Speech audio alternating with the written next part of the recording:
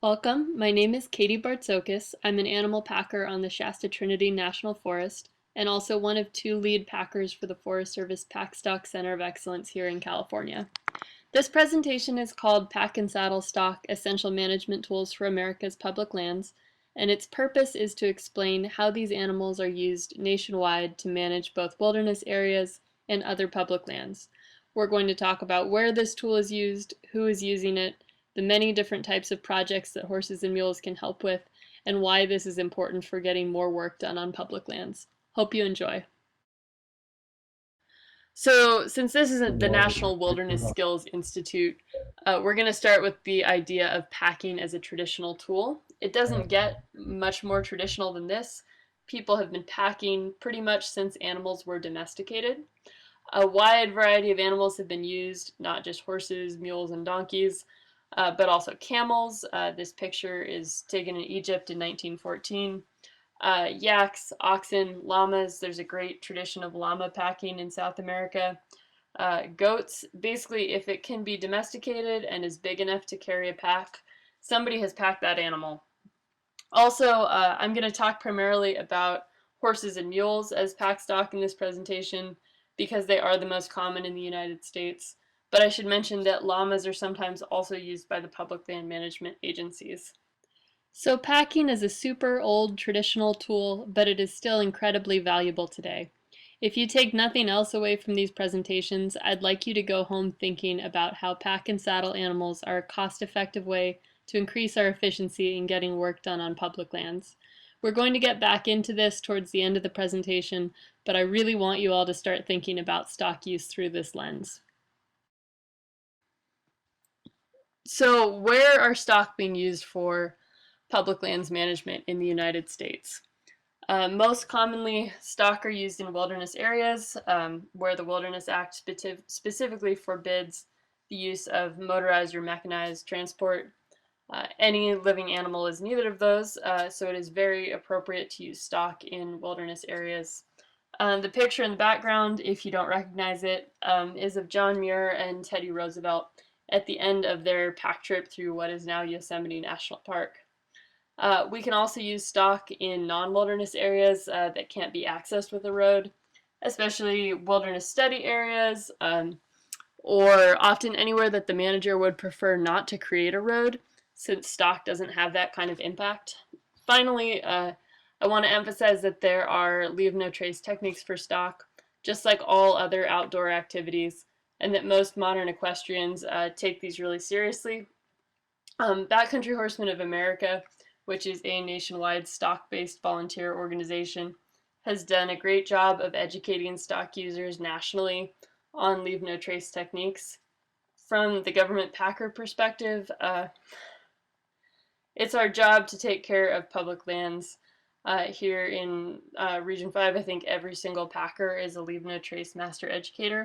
And I think nationally what government packers are providing is a minimum impact tool for land management.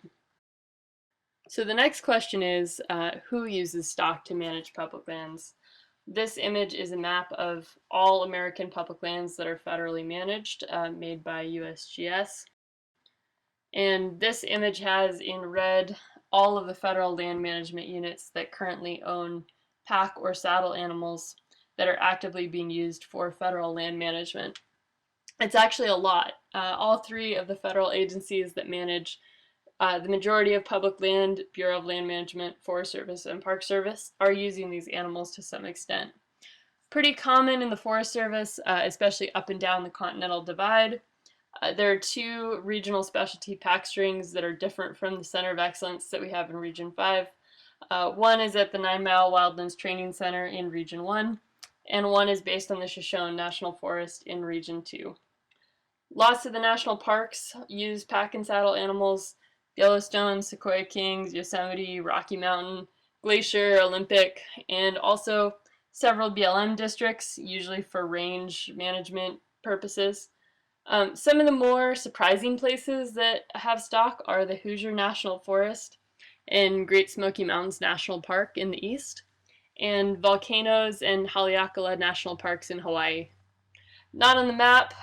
There are a lot of stock-based volunteer and partnership groups out there working in the backcountry, of which backcountry horsemen is by far the largest.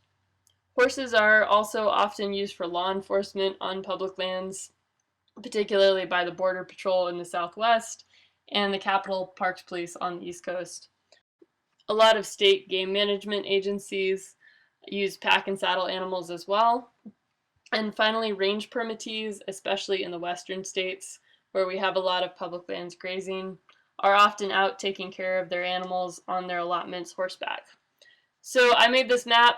This was by far the most research intensive part of all these presentations. And I don't think anyone else has tried to do this recently. I also probably got at least a few things wrong. So if your unit is incorrectly represented on here, please send me a message and I'll fix it for future presentations. My email is there at the bottom of the screen, and it will be on the last slide as well. So the big takeaway from this slide is that this is more common than you think, and that if you have a project where you think stock would be useful, there's probably someone around that can help you with that. So how are stock used to manage public lands? Before we delve into the specific ways that we use the animals, I want to bring up a few points to keep in mind that apply to almost everything we're doing with the horses and mules. We are almost always cheaper than helicopters. That's a big one. Stock use has no impact on wilderness character. Having pack stock available often attracts volunteer and partnership labor. You can get a lot more work done in wilderness if you can pack some of these groups in. And it makes these trips really attractive to people because they get to spend time in really remote, special places while they're working. Finally, the value of packing services can be used as an agency match for grant funding. So keep all that in mind, and we're going to delve into some of the specific ways that pack and saddle stock are used for public lands management. This basically falls into 5 main categories: transporting materials, supporting crews, rangers, resource specialists, or anyone else working in the backcountry, trash removal, other horseback work, that is to say things that are more efficient horseback than afoot. Finally, horses and mules are often used to support fire-related activities in the backcountry. So the first thing stock are used for is transporting materials.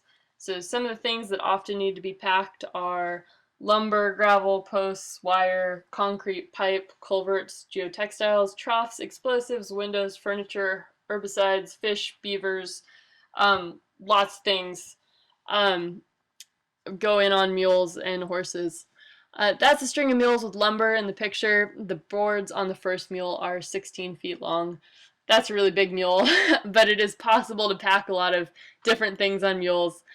There are some limitations based on where you have to go, the terrain, the trail, but there's a lot of stuff that can get transported this way. Here are just a few more pictures of weird stuff that's been packed. There's some T-posts on the left, windows on the bottom, and on the top is Ivan the mule with a California Fish and Game warden holding a bag of fish that Ivan carried in and were being planted in the lake that's in the background. Ivan's in my string. He's kind of a local celebrity here in Trinity County. He has a children's book written about him, and he made himself his own Facebook page, both of which you can find if you Google Ivan the Trinity Alps Pack Mule. So moving on to the next category of work, I really want to emphasize how using animals to do the hard manual labor really conserves the energy of personnel and crews working in the backcountry and really allows them to get more work done when they get where they're going. Obviously, this applies to transporting materials like we talked about in the last slide, but often the equipment that people need to do work in these remote areas is also pretty cumbersome. So this would be things like camp gear, saws, tools of all kinds, power tools and generators, boats, electrofishing equipment and nets, screens for archaeology, transporting scientific samples out of the backcountry, etc. Another example of letting mules do the hard work is using animals that are broke to drive, which means work under harness to pull things around. Typically this means wagons, but in the wilderness it often means pulling a stone boat or skidding logs around or pulling a trail plow to work on tread really efficiently. Another thing that often gets lost in this discussion is that using stock to transport equipment can help prevent people from shortchanging themselves on things that they need. For example, if you are on a trail crew and you are doing tread work and you hiked in backpacking style. Maybe you only brought a shovel because it's versatile and you are also going to clean some fire rings. But let's say you got packed in, you could have a shovel and a Mcdougald and a pick for your tread work depending on what the ground is like, and having the right tool for what you're working on is going to make you much faster and more efficient in what you're doing. As another example, in California we work a lot with the California Conservation Corps, which contracts 20-person backcountry trail crews to the Forest Service and Park Service. Once those crews go into the backcountry, they stay there all summer. They don't come out. They're doing hard physical labor, burning up to 4,000, 5,000 calories a day. And in order to sustain that level of performance all summer, they need good nutrition in their food, high protein, vitamins. And so we pack them good food, and that allows them to maintain a high level of productivity throughout the season because their bodies aren't breaking down. One of the least glamorous but very common jobs that we use stock for is trash removal. Dump sites, abandoned camps, grow sites, human waste in highly trafficked areas where that is exceeding a level that the environment can absorb, removal of old fence. There's an amazing amount of trash in the woods. The picture on the right is an entire string of trash from a squatter's camp. The dirt bike, somebody rode it in, the engine blew up, they abandoned it, and that came out on a mule too. We do this all the time. Beyond just transporting things, there are a lot of jobs that can be accomplished more efficiently using stock as you go. You can cover long distances faster with less effort. They're great for certain types of monitoring in horse-accessible country, especially for range management, checking and fixing fence. We find them very efficient for small logout trips, as you can see in the picture. You can cover a ton of ground and you aren't slowed down by carrying your tools. There's some wilderness rangers horseback, quite a bit of law enforcement activity horseback. Horses and mules are also great ambassadors for the public lands agencies to the public, whether that's visitor contacts on the trail or community events like parades or visiting schools, career day type events. People love to meet these animals, and beyond how charismatic they can be, I think that people like them so much because they visually represent personnel from the land management agencies being out in the wilderness getting work done. So the last major area where we use horses and mules is for fire support. We seem to do this a lot in California because our entire state seems to be on fire every year. I know this goes on in other regions as well. As far as resupplying crews that are spiked out in remote areas, mules take a lot longer than helicopters to get somewhere, but they're much more reliable.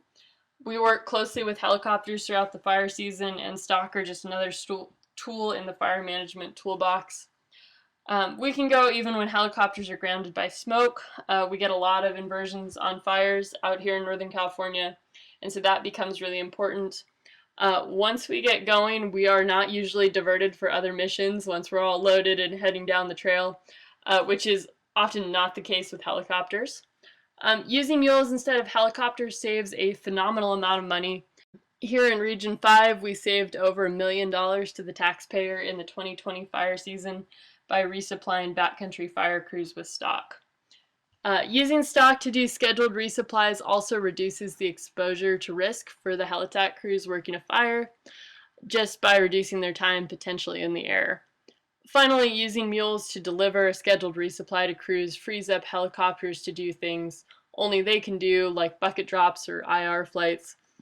As far as minimum impact suppression tactics go for wilderness areas, bucket drops are one of the lowest impact tactics that we have, so it's definitely a benefit to be able to use that tool more. Additionally, pack strings can backhaul on every trip, minimizing the amount of trips to support a crew and increasing efficiency.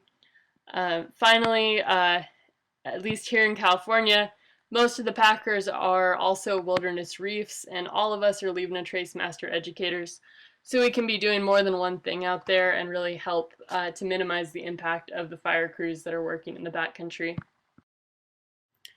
So to close this presentation out, I want to return to the question of who uses stock to manage public lands, and I'm going to tell a story that I hope illustrates something.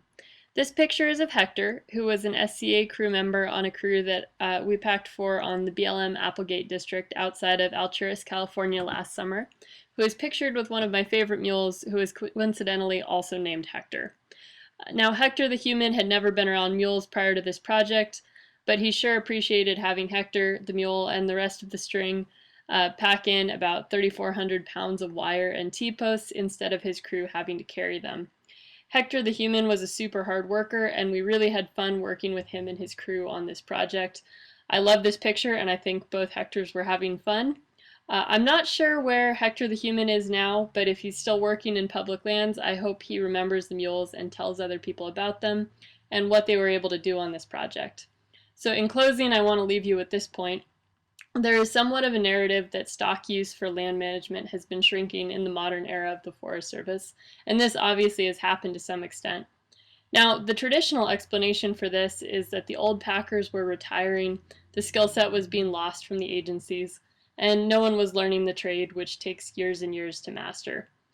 However, I'm going to challenge that narrative. I'm 29 years old. I've been packing for the Forest Service or BLM since I was 18, and I intend to keep doing this for the rest of my career. And I know a bunch of other packers that aren't old yet and intend to do the same thing, and we are all getting better at it every day we go to work. So instead, I would argue that the biggest threat to stock programs in the public lands agencies is actually not so much the attrition of packers, it's the attrition of other people who work for the public lands agencies and our partners that understand why stock are valuable and how they can be used to get work done in these wilderness and other remote areas. In an increasingly urban world, most people aren't around livestock growing up and aren't really familiar with how they're used. Lots of people, even within the agencies, aren't really even aware that pack stock are a tool that they have available to them. So my hope with these presentations, and a big part of why I agreed to do this, is that every one of you watching this will now be a part of the group of wilderness managers and stewards who understand why these animals are important and hopefully educate and pass this on to other people that you work with. This concludes my talk. Here is my contact information if you want to get in touch with me about a specific question or project. I'm located in Northern California and am potentially available to do projects in this general greater geographic area. If you're located a long ways away, you're still welcome to get in touch with me, and I'll do my best to direct you to someone who works with stock in your area. Additionally, as an offshoot of doing the research for this presentation, I'm starting to make a directory or list of all the federal stock program managers nationally. So if you're watching this and you work with or run a stock program and I don't already know you, I'd love to connect with you and learn about your program. So thanks again for watching, and I hope you enjoy the rest of the presentations. Thank you, Katie. That was very, very informative. I do believe that Michael has joined us. If you want to turn your camera on, I'd like to introduce Michael Morse. He's the other co-director of the Pacific Southwest Center of Excellence, and he's also the Wilderness and Trails Program Manager on the Inyo National Forest. So welcome, and I believe that Debbie Mcdougald is with him, and she is the Special Uses Permit Administrator and Stock Program Manager on the Sierra National Forest, and she also is the Pacific Southwest Center of Excellence Education Chair. So welcome, Michael and Debbie. All right, so let's go ahead and learn a little bit more about their program.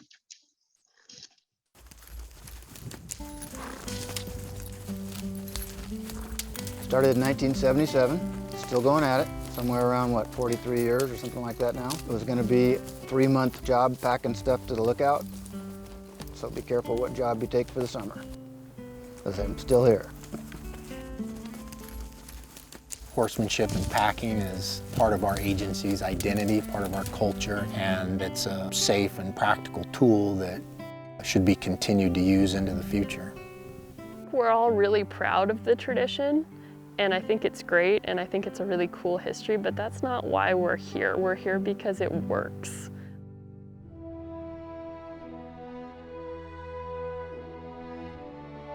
I started out and am still working in what's called the Yolobola Wilderness. It was set aside as a primitive area way before the '64 Wilderness Act.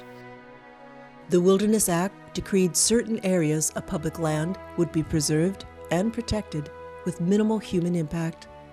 The Wilderness Act prohibits mechanized transportation. It's not just non-motorized, it's not mechanical. So no bicycles, technically no wheelbarrows. The only way that they can get that equipment, the tools to do the job that we've asked them to do or hired them to do, is by putting it on mules and carrying it into the backcountry. The Alps is huge. It's 500,000 acres and it's round. And so to get to the middle with a load of stuff could be days of hiking.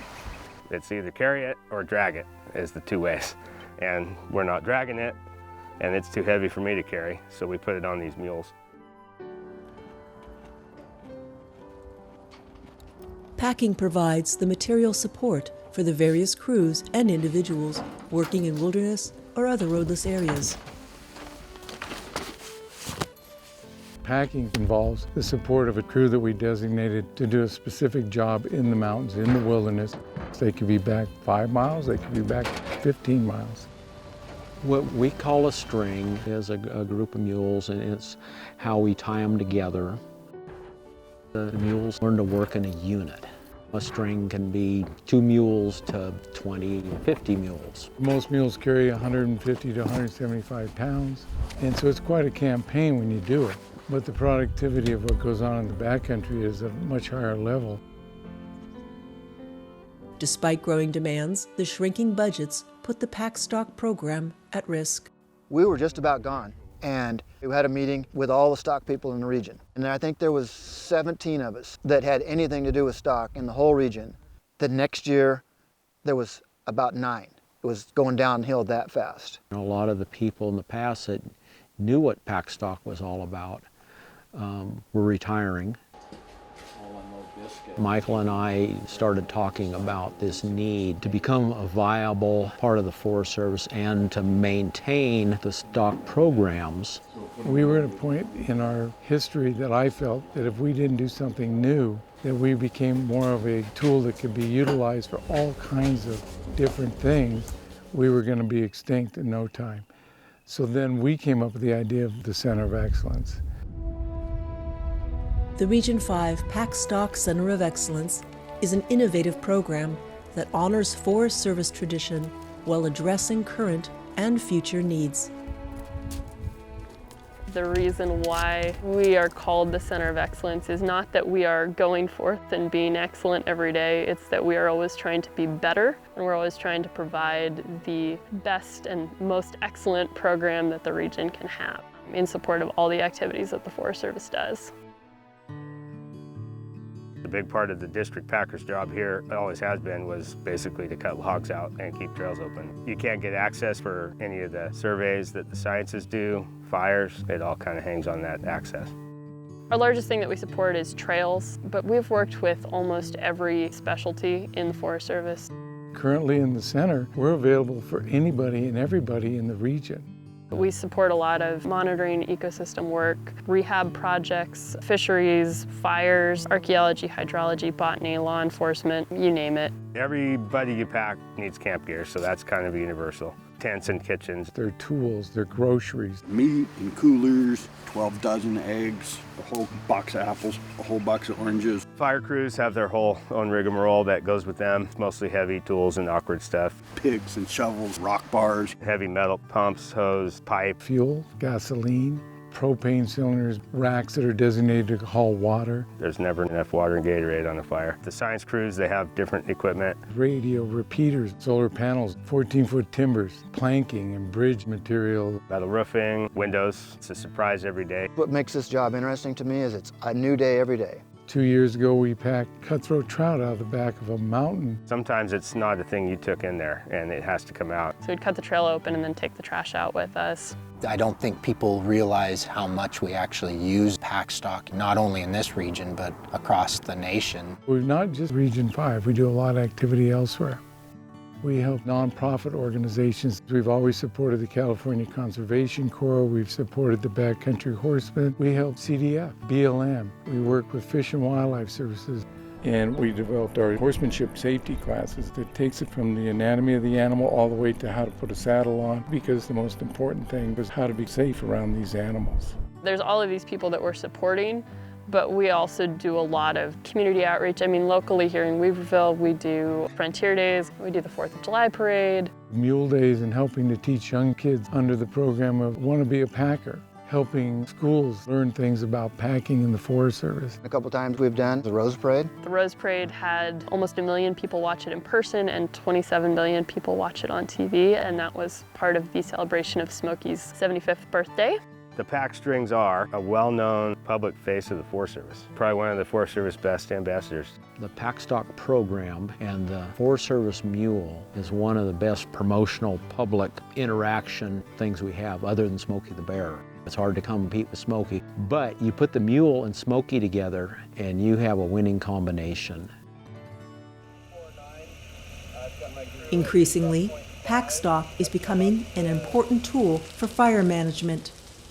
We rely on pack stock regularly on a yearly basis. We get lots and lots of fires in the backcountry, and more we're choosing to not aggressively suppress them and manage them, so we need to set up backcountry spike camps and support those camps with firefighters and food and provisions and supplies to effectively manage those fires. The pack stock is a tool for the firefighters. It's a tool in their toolbox. If there's a benefit of time to respond to a fire and we can use pack stock in the wilderness, it has proven to be much more cost effective than running helicopters. We kind of work in good conjunction with helicopters, but the hourly cost of a helicopter is higher than our whole daily cost for a pack string. Everybody realizes we both complement each other. That helicopter can be across the canyon over there in 15 minutes and have stuff delivered where it might take us all day long to get over there. But we can go when they can't fly, and we can go on missions that are way less critical, and they can be gone doing something else. One of the things that the Center of Excellence did really well was it kind of made us all a team. Through this process of trying to survive, we all started helping each other. The concept of one region, one program of work, I think we're ahead of the curve on that one. Increasingly, the Forest Service is relying on partnerships and the idea of shared stewardship to effectively care for our public lands. There's a huge amount of trails and country out there, and there's 20 of us left in the region.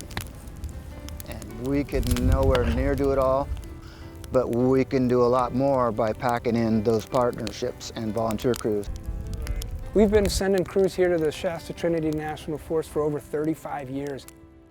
Basically, we hire around 92 18 to 26-year-olds. We place them on 6 different crews, and they spend 5.5 continuous months living and working in these remote wilderness locations, focusing on trail repair, trail maintenance for public lands. And so it's an immersive program. We lived and worked there the whole time, and our resupplies were delivered by mules every week or every 2 weeks throughout that whole summer. The adjustment into that work was pretty rough. But after a few weeks, it really hooked me in. And obviously here, I'm sitting here nearly 20 years later and providing that experience for more young adults. We help them steward the public lands. We help maintain the trails so they're safer, more accessible for the public. And it's a great pipeline for their future employees. A fundamental focus of the Center of Excellence is mentorship. One of the greatest things that the center has enabled us to do is train the next generation of stock people and packers. I mean this in the best possible way, but there is no one harder to work for than Lee, because he is such a perfectionist isn't really the right word. He's just meticulous about every single detail, and there's a reason why every single detail happens the way it does, and that's what makes him so good at what he does. But it's overwhelming, especially when you start working there. There's the basic principles, the basic functions of doing the job and how you go about it, but it's the nuances that make the difference between a safe and efficient organization. And that's part of the skill set we're trying to build into the center. You're learning how to tie the knots, you're learning the first aid, you're learning shoeing, you're learning all the things that goes with just basic taking care of the mules. You're also learning the country, you're learning the weather, you're learning the trail conditions. All of those things are part of safely getting through the mountains with a string of mules. I've learned a tremendous amount. The importance of mentors is, something that sometimes gets overlooked.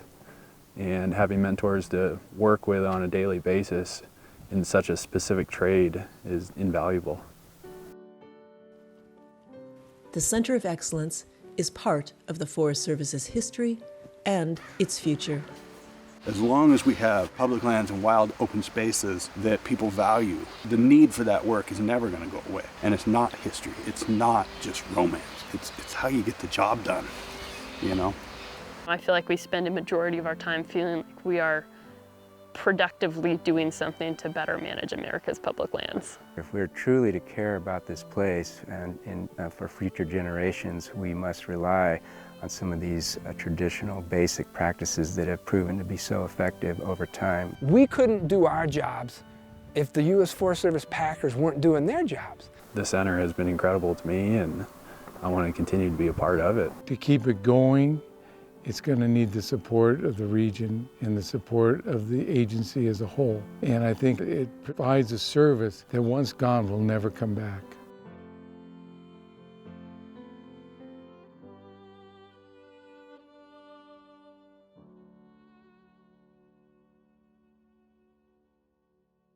That is a beautifully professionally produced video. We are going to try to get through this stock safety video because that will be your orientation for this year to stock safety. So we want to make sure we complete that so you can learn how to safely work around the stock that you're around. So we're going to go ahead and transition to that video.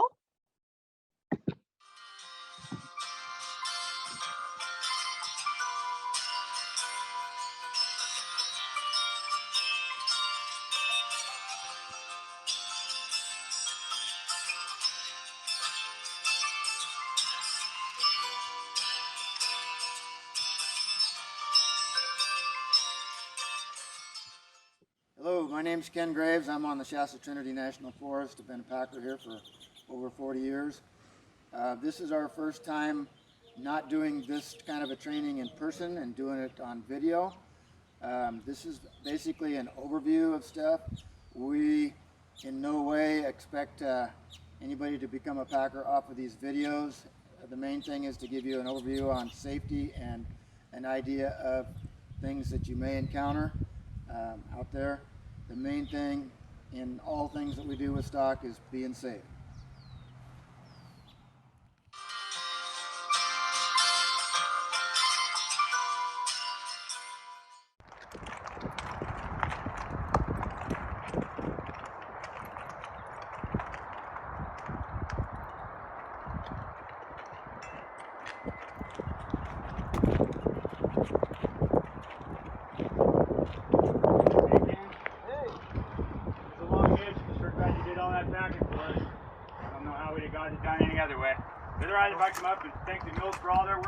Let me untie them first. They're all tied together. They might wipe you out. Let me get them untied and then you can come up. Okay, Eric, if you come up to the horse right by the shoulder, talk to her as you're coming up and pet her kind of right there. Hey, yellow horse. That way she knows where you're at and you're in kind of a neutral position there. If you're up too far to the front, they pull back. If you're too far to the back, they jump ahead. Okay, well, thanks for letting me come up and say hi to her. You bet. And thank you for all the work you guys have done. And yeah, if you get in the middle of these strings when they're tied together, they can take your head off with all the lead ropes coming running around you. I see what you mean, but I asked first. Yep. All right, have a great day. Thanks for all the work. I think the number one thing that we ought to say to everybody that's working around stock is make sure to talk to the person that's in charge of the stock and do what they say. They have the best knowledge of these animals' attitudes and personalities, a lot better than somebody that's just walking up out of the blue, and they will keep you out of trouble if you listen to them.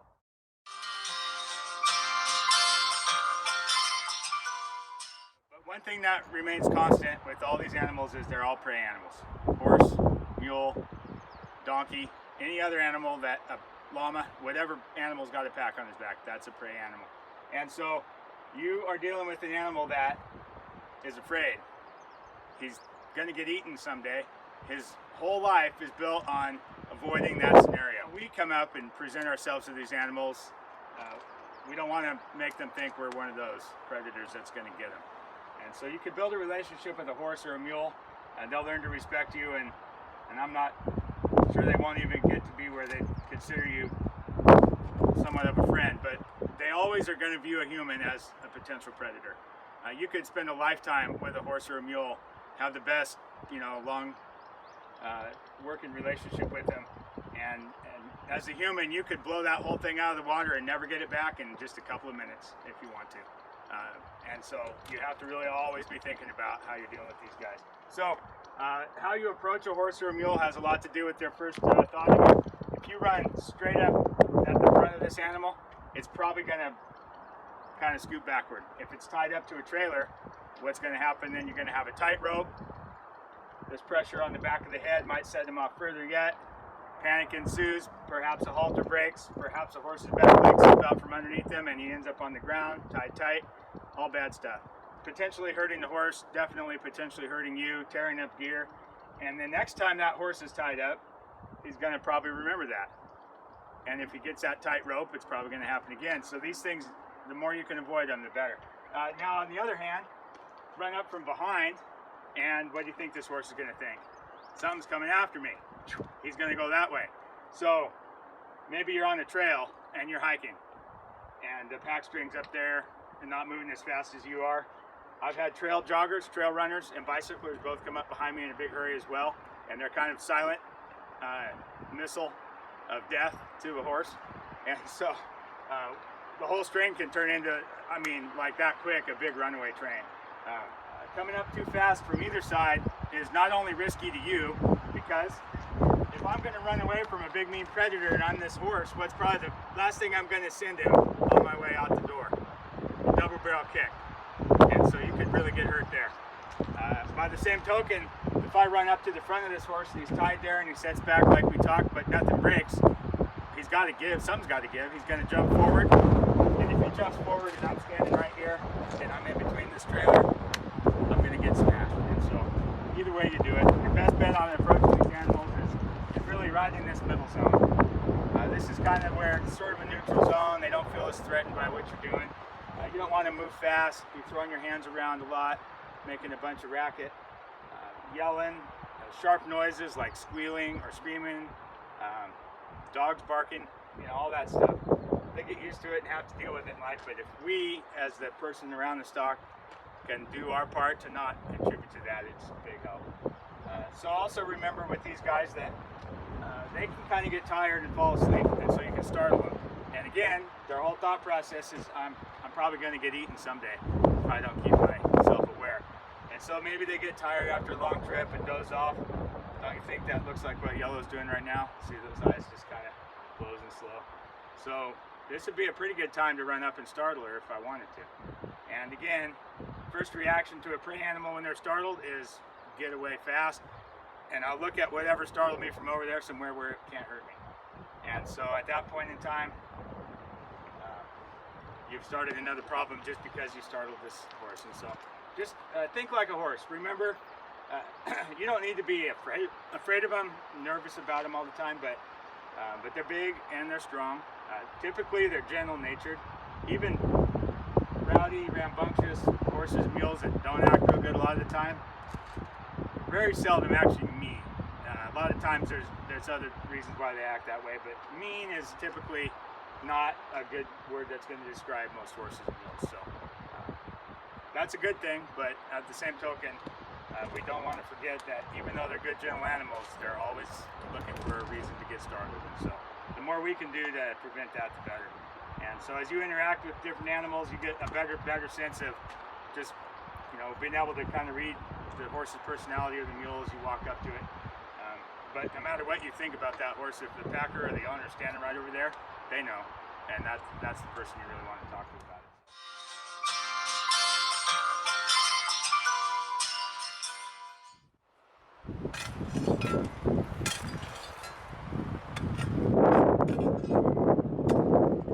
Pack string coming! Good afternoon. Everybody be all right if I'm over here? Perfect. Okay. Thank you, sir. Thank you. Step up.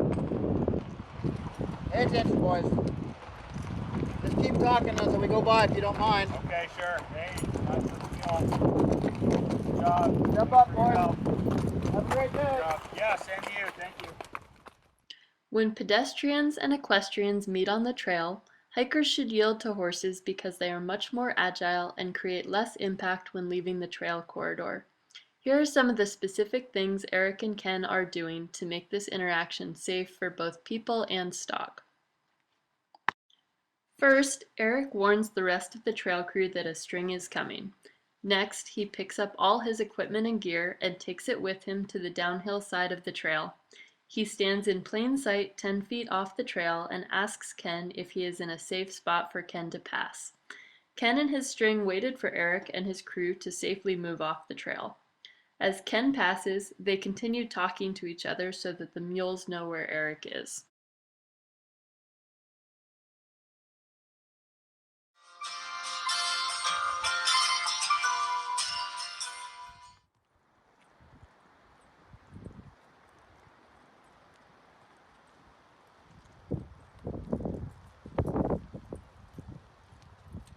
Everybody pay attention. Step up. Step up.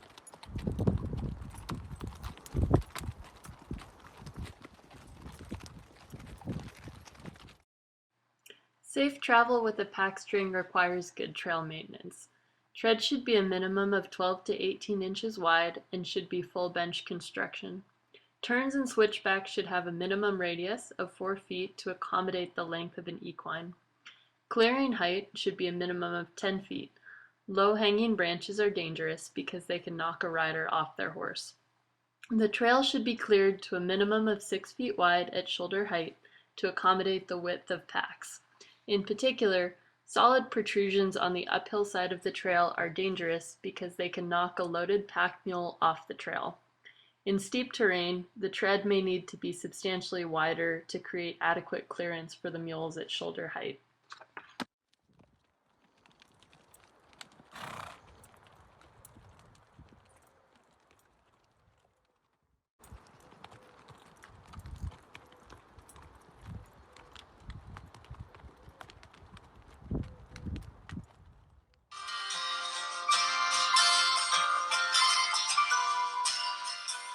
Going to go through the packer personnel safety stuff real quick, and then we'll go to the stock and string safety. And again, it'll be a kind of a quick review of stuff, but it will definitely give people some ideas on things.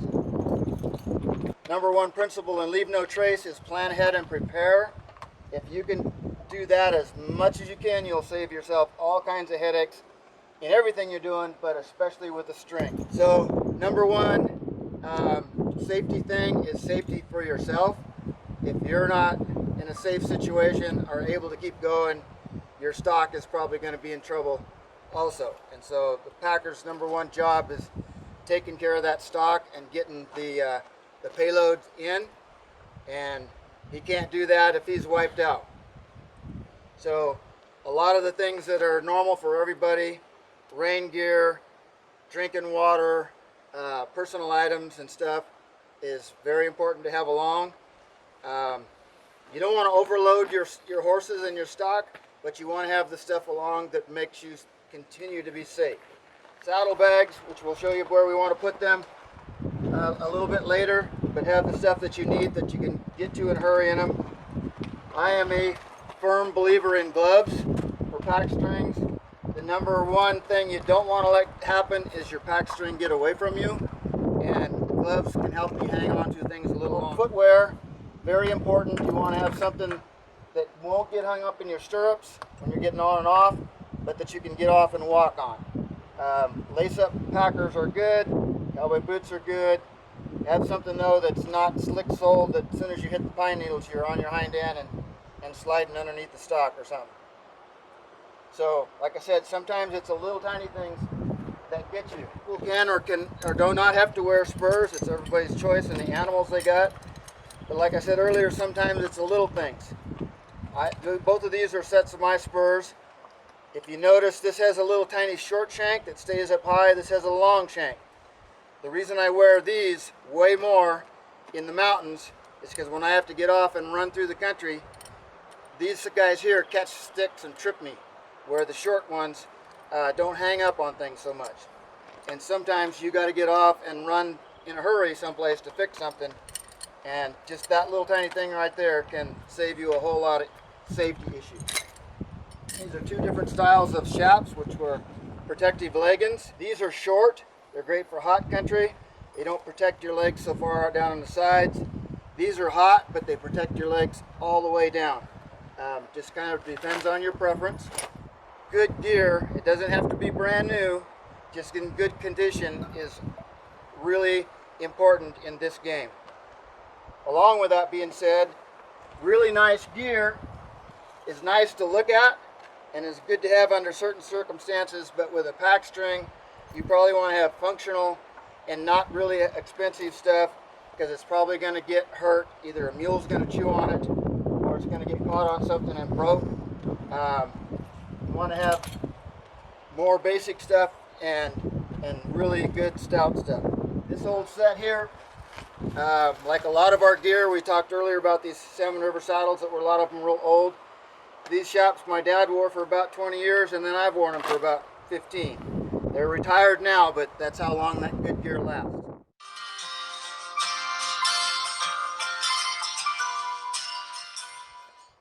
After all of the issues that the packer has to think about and deal about, then comes the stock. Really good, gentle stock is highly, highly desired. Good packers, good horsemen can get by with rough stock. Some packers can get by with really rough stock, but it's not a place that somebody wants to start. You want to start with stuff that's calm if you can, and hopefully the rough stock turns into something like these guys that stand nice and calm for you. It is really, really desirable to have a lead animal that you're riding on, whether it's a horse or a mule, that has a really good handle on it, that has a really good stop, and a really good go. You're going to need both of those. And the other thing they need to be able to do is turn around in tight places on the trails. Sometimes everything is going along good and you think the trail is really good, and you come around the turn and there's a tree fell across in a place where there's not room to hardly turn around, and everybody's got to turn around and go back or around or something.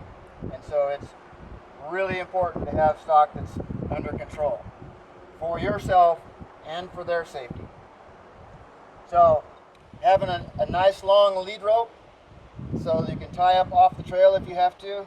Your horse may have to stay standing on that trail, but there might not be anything to tie up to within who knows how far. And so longer lead ropes compared to shorter ones are highly more desired as far as I'm concerned. Breast collars, pretty darn important. Horses climbing uphill, keeping the saddle from sliding back. Having a good saddle, you can tell this saddle's not new, but it's a good saddle and it's comfortable to be in all day long. Really important. Nice new saddles are good as long as they fit you and the horse. When we're packing, we're going a long ways, sometimes maybe a mile or two, sometimes maybe 20 miles in a day, and we want to be able to sit in that thing and not be wiped out for a week after we've done it for a day, and we don't want our horses or mules wiped out either. You want to have a bit, and I'm not recommending any kind of bits. All I'm recommending is one that will get your horse or mule to stop when you want them to stop.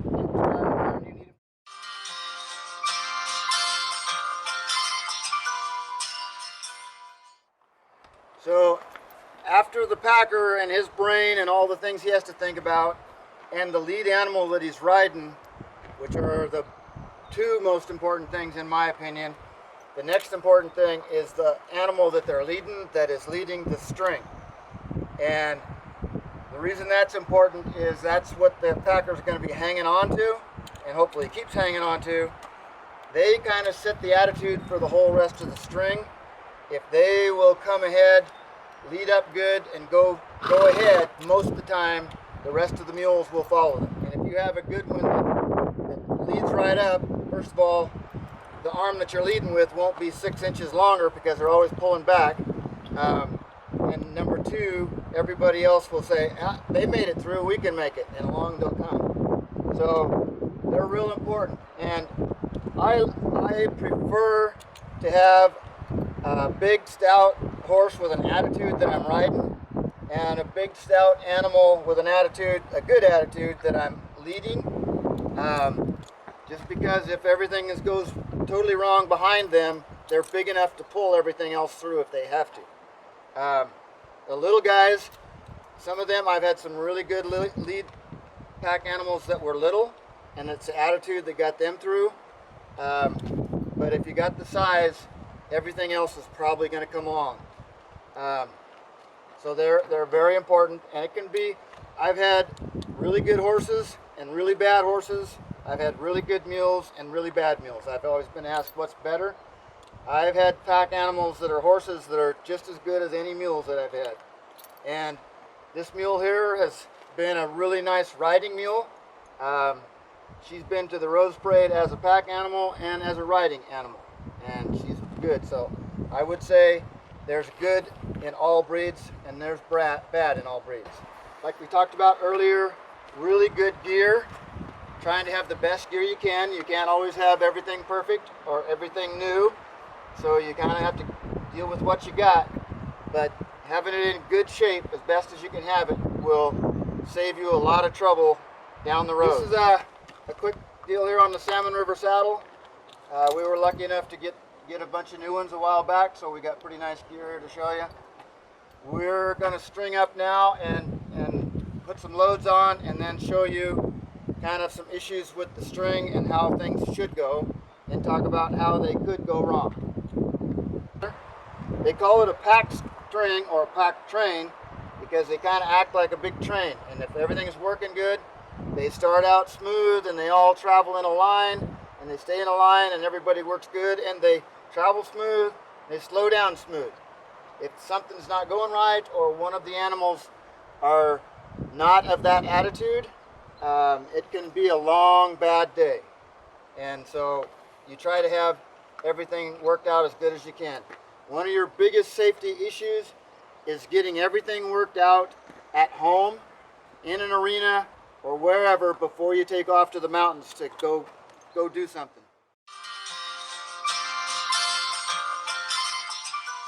So we're now talking about stringing a string together, string of mules, which means that's more than one. And every time, I like to think in my brain, every time I add a mule back behind on the string, I'm doubling things that can go wrong. So by the time you get a few tied together, you got a few things that can go wrong. When I was talking about animals standing quietly, this is how important this is here. You notice this mule is wanting to come ahead a little bit. They're all kind of wanting to get away from each other. But this is where they can knock your loads on. Everything's tied on, and it's really nice and pretty and balanced. But all it takes is one mule running into the other one and shoving a load over, and you might have to start all over again. So quiet stand and stock is really important. I'm going to ease in here and get this string now and show you. We'll tie up to this one. So instead of having one lead animal, pack animal, we're going to have four, and they're all going to be tied together. And so I'm going to sneak around here and get that. I'll be right back.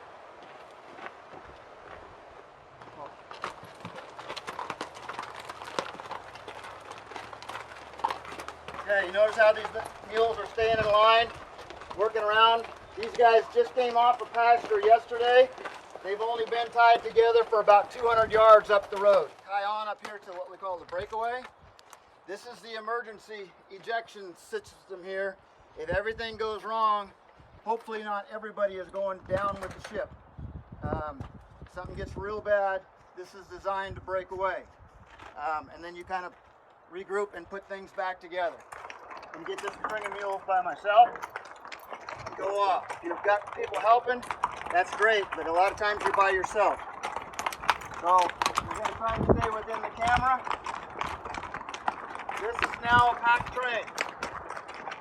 These guys, like I said, have only been together just a little while.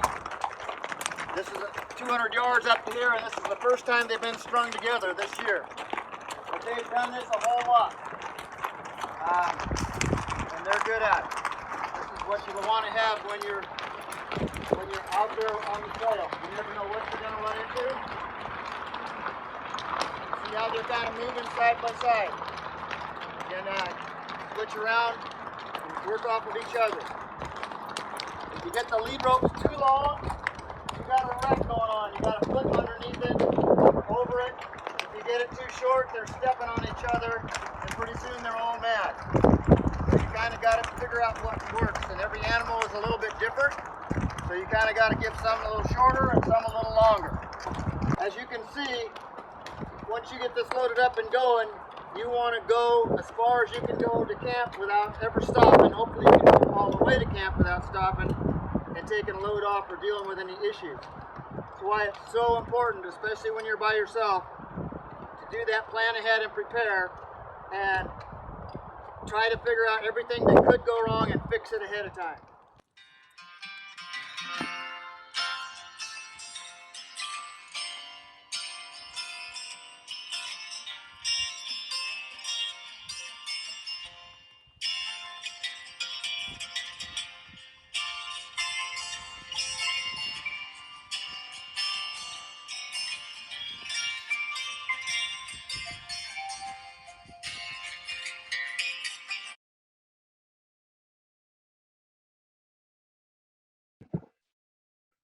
All right.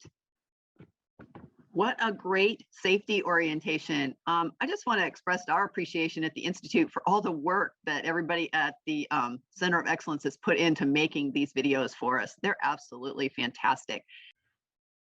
Any questions that you might have about stock safety or anything else that you've seen in this session?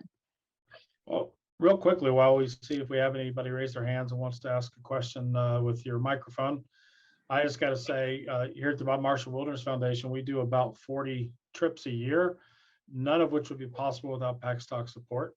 Our support comes in a variety of forms. We get stock support from the 3 national forests that make up a part of the Bob. We also get support from professional packers and an incredible amount of support from volunteer packers, most of which come from about 7 different chapters of Backcountry Horsemen of America. So we're very fortunate that we have the support that we do. That's pretty important. And I'm going to let Mr. Floyd here talk real quick, and you can ask your question. Adam? Afternoon. So I actually have pack llamas that got approved to use on our local district. And, you know, a lot of folks pack just kind of in panniers with the llamas, but I was wondering what would be a good resource to go learn more about kind of mantied loads and just those more awkward loads. I obviously can't pack the same length, and I apologize, I got a little girl with pink eye here, but yeah, just if there was a good resource to kind of learn more about packing those awkward loads.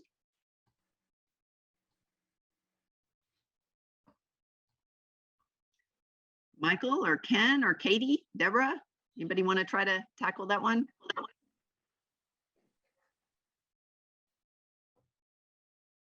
I'll take a shot at it, Carol.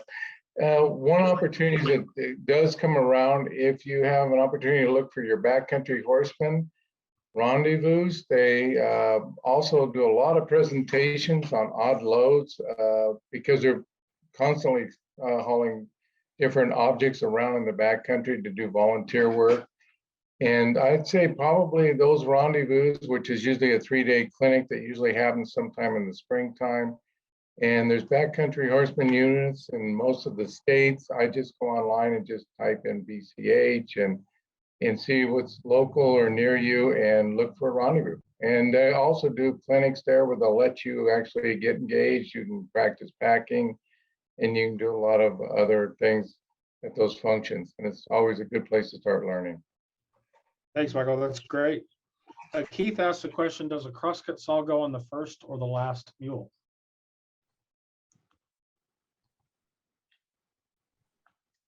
Ken or Katy? I want it to go on a good gentleman. Very good, Ken. It depends if I'm doing the cutting or if the trail crew is. Like if I'm doing it, I'd put it on the first mule so I can get to it. And if I'm just packing it in for a crew on a trail that's already clear, I'd probably put it in the back. Fair to say that a poorly tied on saw can be a cause for a wreck. Is that fair to say? That's very, very fair to say. I can't imagine a saw flopping around is good for a mule's temperament or a horse's temperament. Yeah, one of the reasons I got the job that I did when I first started was a saw accident had happened to a horse and the horse was not better for the wear. It's a really Right good. now, I don't see any other questions or any other hands raised at this point, Carol. All right. Well, we're actually, Sorry, we got oh, one go more. ahead. Yep, we can have one more. All right, Christina, you're up. Hey, yeah, I just wanted to put in another plug for our apprentice program through the PSCOE Center of Excellence as an opportunity for learning. And we also do workshops. So for those of you that are in Region 5, we do put on workshops when we're in a non-COVID situation on various things, including basic horsemanship. And we do some sessions on traditional tools and skills as well. So keep an eye out open for those announcements. And if you really have an interest in this and in developing this skill or adding this to something you'd like to do career-wise, you should talk to Michael or Ken or Katy or Deb or any of our packers about the apprentice program. We bring on 4 apprentices each year, and we work with them for about 3 years to develop them with these skills. That's awesome, Christina. Thank you. We at the Bob Marshall Wilderness Foundation also take on 2 packer apprentices a year and pair them with our master packers. So if you're in Region 1, that's an option for you as well. On behalf of the National Wilderness Skills Institute, we want to thank the Center of Excellence Packers and all who attended today.